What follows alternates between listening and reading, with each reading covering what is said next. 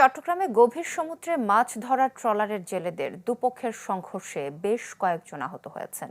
এর মধ্যে একজনের অবস্থা গুরুতর। গতকাল এমভি সাইফা নামে একটি ট্রলার সমুদ্রে জাল ফেললে তাদের জাল কেটে নেয়ার চেষ্টা চালায় বাঁশখালীর মায়ের দোয়া 17 ট্রলারের জেলেরা। পরে রাতে বিষয়টি সমাধানের আশ্বাস দিয়ে সাইফার মাঝি ও জেলেদের ওপর এলোপাতাড়ি হামলা চালানো হয় বলে অভিযোগ করেন তারা। এ সময় তাদের মালামাল লুটেরও অভিযোগ ওঠে। এ ঘটনায় মামলা না হলেও মালিক সমিতির মাধ্যমে তার সমাধানের চেষ্টা চলছে বলে জানান সাইফা ৩ এর মালিক মোহাম্মদ শাহাবুদ্দিন।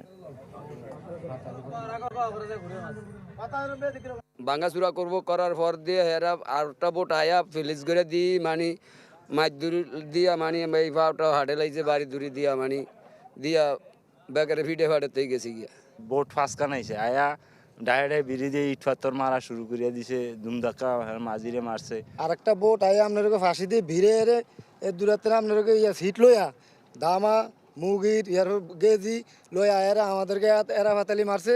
ওরা পরিকল্পিতভাবে মাঝিকে একদম মাথা এবং হাত সবগুলো এলোপাতারি মেরে মোটামুটি মাঝির আর কোনো শরীরে কোনো অংশ বাকি নেই যে এমন জায়গায় আঘাত করে নাই। নতুন এবং ফিরে আসা গ্রাহকদের জন্য নগদে চলছে ক্যাশব্যাক সহ প্রতিদিন হাজারো উপহার জেতার সুযোগ। হবে আশা আর ফেরা সারপ্রাইজ সেরা।